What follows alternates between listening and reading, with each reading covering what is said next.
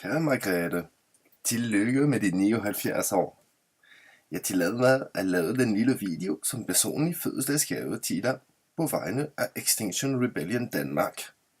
Det er den vigtigste graf i menneskehedens historie. Lige en lille sidespor. Jeg tillader mig også at være på dus med dem. Det føles mere naturligt på dansk. Aurais-je dû m'exprimer en une autre langue? Votre Majesté, je vous aurais alors volontiers vous voyez. Så ja, tak for graften, men hvad handler det her egentlig om?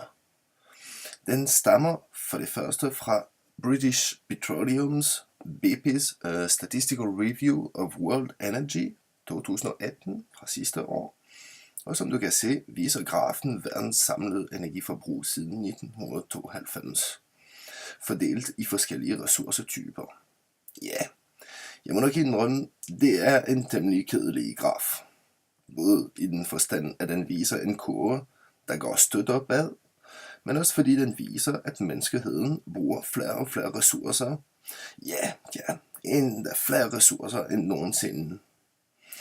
Grunden til, at jeg kalder den vigtigste graf, er fordi man kan udlede en masse kendsgerninger fra den, både omkring fortiden, nutiden og fremtiden.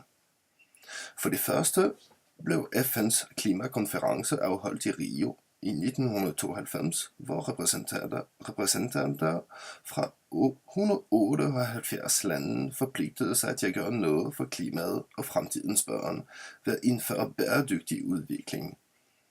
Ude fra grafen kan man tydeligt se, at verdens energiforbrug i 92 bestod hovedsageligt, det vil sige ca. 85%, af fossil brændstof, dem der i grå, rød og grøn farve. Kigger man på forbruget i 2017, er forholdet sådan set uændret. Stadig ca. 85% af verdens energiforbrug hviler på beskidt energi, og forbruget af kul er næsten fordoblet i samme periode. Så har vi vores kendsgerning nummer 1. Der er på verdens plan ingen politisk vilje overhovedet til at forandre noget som helst. Det kan man heller ikke være et eneste øjeblik i tvivl om, når man kigger på, hvordan Lille Holt håndterede dansk klimalov nu.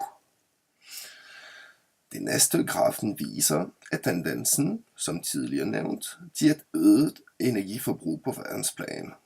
Det er nu verdens eje, at planeten har begrænsede ressourcer.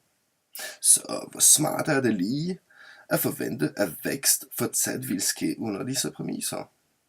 Og der har vi kendsgerning nummer 2. Menneskeheden er i gang med at udsuge jorden for alle ressourcer, og det kan kloden bare ikke bære.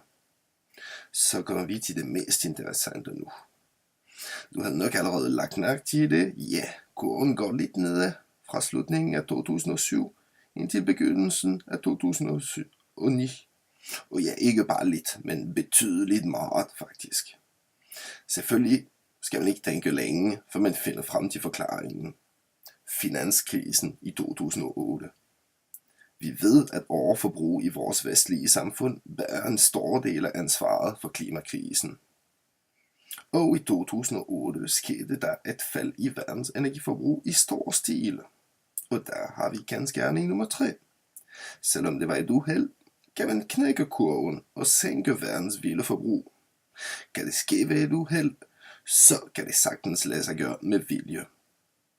Og for resten, hvornår tror du den næste finanskrise rammer verden? Så for at komme til sagen, er vi i gang med at skabe den værste tænkelige fremtid for de kommende generationer, og endda udrydde vores egen art i processen, og også tusindvis andre arter. Og vi ved faktisk ikke engang med sikkerhed, hvad der kommer til at ske. Det er nok det værste. Men der er i hvert fald allerede fremsagt en masse skræmmende scenarier. Og de fleste vælger at lade som ingenting. Altså klimaforandringerne er her, og de udvikler sig hastigt.